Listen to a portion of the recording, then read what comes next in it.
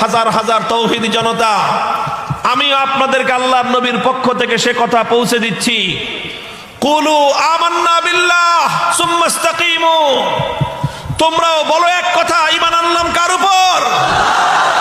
আস্থা ভরসা রাখলাম কার উপর? আমাদের মালিক কে?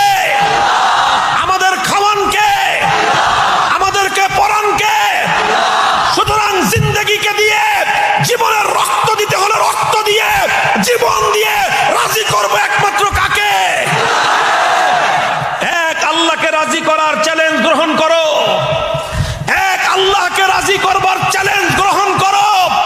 আল্লাহকে রাজি করবার সাথে অন্য যার কিছু টক্কর লাগবে, যেটা আল্লাহকে রাজি করবার পথে প্রতিবন্ধকতা তৈরি করতে আসবে, সমস্ত বাধার প্রাচীর ভেঙে গুড়িয়ে দাও। আমি আমার জিন্দেগির টার্গেট এটাকেই নির্ধারণ